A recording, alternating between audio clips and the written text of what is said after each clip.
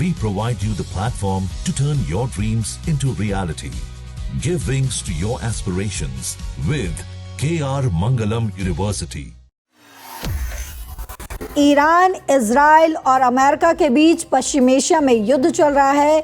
शांति वार्ता को लेकर बातचीत चल रही है, जहां ट्रंप ने ये कह दिया है कि अब जो है ये बातचीत का दौर वो आगे नहीं बढ़ेगा और युद्ध भी रुकेगा, यानी हॉर्मुज़ भी खुलेगा। लेकिन भारत भविष्य में भूमिका निभा सकता है। ये राजनाथ सिंह की तरफ से ये बड़ा बयान सामने आया है। इसके कई मायने हैं। उन्होंने कहा है कि समय आने पर भारत इस दिशा में प्रयास कर सकता है और सफल भी हो सकता है। राजनाथ सिंह ने कहा है कि प्रधानमंत्री नरेंद्र मोदी ने दोनों देशों से युद्ध खत्म करने की अपील की है।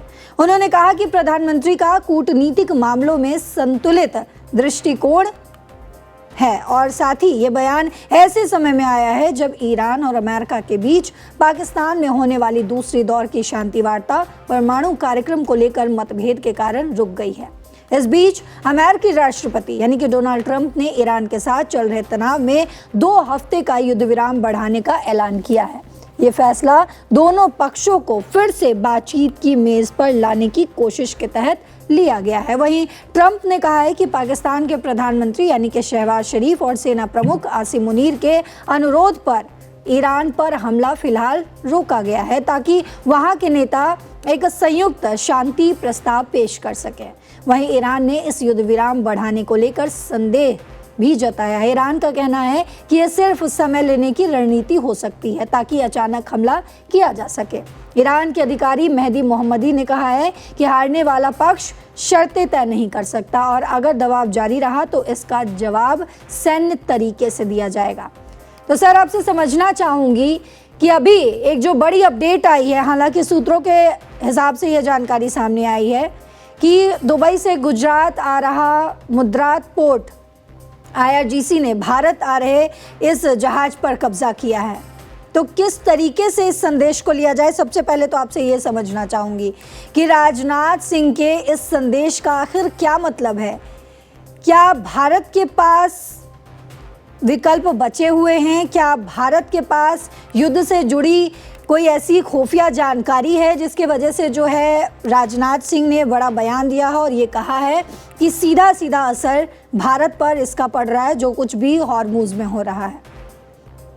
देखिए, इसमें बहुत सारी चीजें छुपी हुई हैं जो बाहर नहीं आ रही है। जी। कल मैंने दर्शकों को बोला था कि जब युद्ध विराम जो है वो सीज फायर का वक्त खत्म हो रहा था और क्या अमेरिका हमला करेगा, तो मैंने कल दर्शकों को बताया था कि न अमेरिका चाहता है कि लड़ाई जारी रहे और न ईरान चाहता है कि लड़ाई जारी रहे। यानी कि दोनों ये चाहते हैं कि अब आगे कोई बमबारी ना हो, कोई लड़ाई ना हो।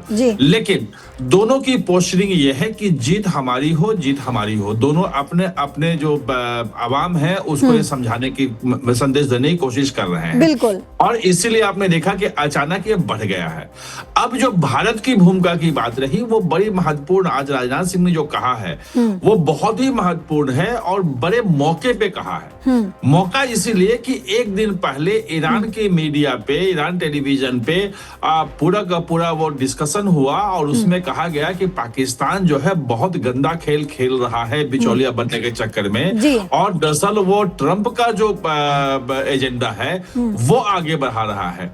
इसका मतलब ये कि अगर आप देखेंगे कि ईरान के लोग नहीं आए, जबकि जेडी वेंस तैयार थे, उनका जहाज तैयार था आने के लिए की बातचीत के लिए, और ईरान ने साफ साफ कह दिया कि हम नहीं भेजेंगे, तो वो कोई बातचीत का कोई बीच का रास्ता निकल सकता था बातचीत में, लेकिन नहीं भेजने के पीछे जो एक ईरान के टेलीविजन पे जो प्रसारित हुआ कि पाकिस्तान की भूमिका गलत है, वो बहुत महत्वपूर्ण है। और उसमें ये कहा गया कि जो 10 पॉइंट जो रखे थे ईरान ने कि हमें इन शर्तों पे, 10 शर्तों पे हमारी बातचीत हो सकती है, और जिसपे ट्रंप ने ये कहा था कि ये इस पे विचार कर सकते हैं, विचार योग्य है ये। तो ईरान का कहा था कि जब बातचीत हुई तो वो जो 10 एजेंडा जो ईरान वाले थे वो रखा ही नहीं, और 15 सूत्री एजेंडा जो उसका था, अमेरिका का था, वो पाकिस्तान ने आगे किया। और एक पूरे के पूरी बातचीत में मीडिएटर की भूमिका तो दिखा रहा है कि मैं मध्यस्थता कर रहा हूँ। हालांकि हम देख रहे हैं कि पाकिस्तान जो है है 2 बार की जो है बातचीत इन दोनों देशों की हो चुकी है, लेकिन बातचीत जो है लगभग विफल रही। इस बार भी दूसरे बार की भी जो वार्ता है वो भी विफल रही।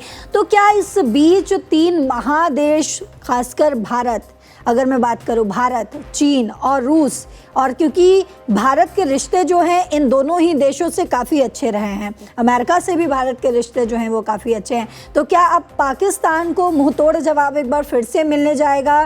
क्या भारत जो है वो बड़ी भूमिका में आएगा? भारत जो है वो दोनों देशों के बीच जो है मध्यस्थता करवाएगा? क्योंकि पाकिस्तान ने कोशिश कर ली और पाकिस्तान विफल रहा। और जिस तरीके से आज राजनाथ सिंह ने जो बयान दिया है, जो जानकारियाँ दी हैं, उससे भी ये संकेत मिल रहा है कि भारत जो है आने वाले समय में वो बड़ा कदम उठा सकता है और हो सकता है कि भारत ही इसमें मध्यस्थता करवाए।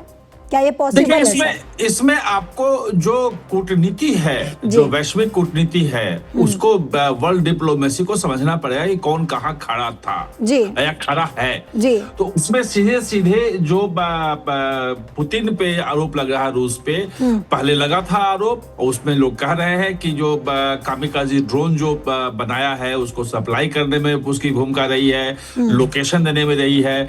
चीन जो है वो ईरान की तरफदारी कर रहा है, ईरान के पक्ष में है, तो मध्यस्थता निभा सकता है, ये संभव नहीं है।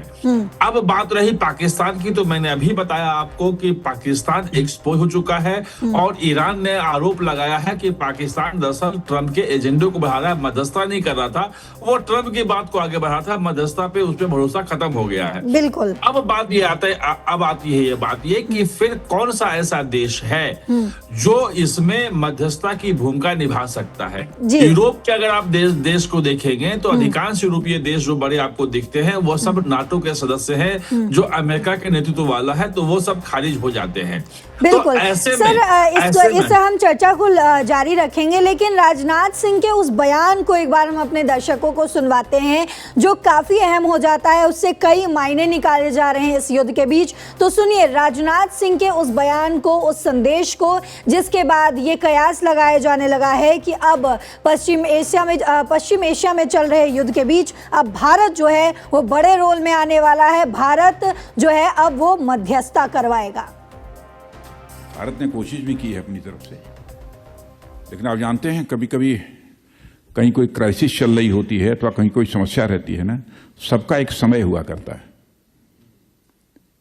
हो सकता है कि कल का वो समय आ जाए कि जबकि भारत उसमें अपना रोल प्ले करे, उसको सक्सेस भी हासिल हो जाए। इस पॉसिबिलिटी को भी रूल आउट नहीं किया जा सकता। प्रधानमंत्री जी ने दोनों लोगों से अपील की कि युद्ध बंद होना चाहिए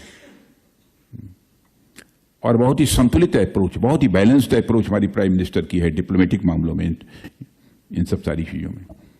उन्होंने कोशिश किया, रशिया से जब मिले थे मिस्टर पुतिन प्रेसिडेंट से भी, उनसे भी कहा था, और यूक्रेन के भी उससे भेंट हुई थी प्रेसिडेंट से, उनसे भी, दोनों लोगों से कहा था, आग्रह किया है, उन्होंने अपील की है।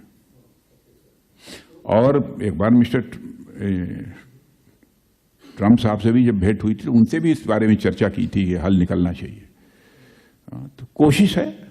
अब देखिए, इसका कोई एकदम बिल्कुल सटीक जवाब नहीं है कि कैसे डिपेंड कर सकते हैं, लेकिन भारत जिस तरीके से चल रहा है, आपने देखा होगा कि स्ट्रेट ऑफ हार्मुज में दुनिया के किसी देश की शिप नहीं निकल पा रही थी। यदि 7-8 निकल पाई तो केवल और केवल भारत की निकल पाई। यह है भारत की। और आज भी, कल भी, आप मैंने इसके बाद भी जो भी डेवलपमेंट्स होंगे आप देखेंगे कि ऐसा नहीं कि अमेरिका भारत को दुश्मन मानता हो और ईरान ने भी भारत को अपना दुश्मन मान लिया। नहीं, बहुत ही बैलेंस्ड अप्रोच जो है भारत की रही है। तो सुना आपने रक्षा मंत्री राजनाथ सिंह को, जिन्होंने विदेश दौरे के बीच जो है ये बड़ी अहम जानकारी दी है और सीधे तौर पर अगर आपको बताए तो ये कहा है कि भारत आने वाले समय में एक बड़े रोल में आ सकता है। सर, एक बार फिर से आपके पास वापस आऊंगी, और आपने भी जो है राजनाथ सिंह के इस बयान को सुना है, और क्या आखिर इससे क्या संदेश दे रहे हैं देशवासियों को कि क्या जो है भारत अब आ रहा है इस बड़े रोल में? क्योंकि राजनाथ सिंह ने भी ये कह दिया है, क्या रूस और चीन और भारत मिलकर अब जो है, या फिर भारत अकेले ही इस बड़े रोल को जो है वो सक्सेसफुली हासिल कर पाएगा? देखो ऐसा है कि इसमें भारत ही अब एक बचा है। अभी अभी मैं आपको बता रहा था कि अगर पूरी दुनिया को देखें तो पूरी दुनिया में जो पावर टसल है उसमें रूस को पे भरोसा नहीं है, चीन पे भरोसा नहीं क्योंकि ईरान की तरफ है। जी। तमाम यूरोपीय देश जो हैं वो नाटो के सदस्य हैं, वो नहीं निभा सकते हैं। पाकिस्तान ने कोशिश की थी पोस्टमैन बनने की, जी। लेकिन वो ईरान ने खारिज कर दिया। ईरान ने आरोप लगा दिया कि ये हमारे बड़े नेताओं के प्रॉक्सिमिटी में आ गया जनरल मुनीर, और उसके बावजूद वो अमेरिका का पक्ष रख रहा था।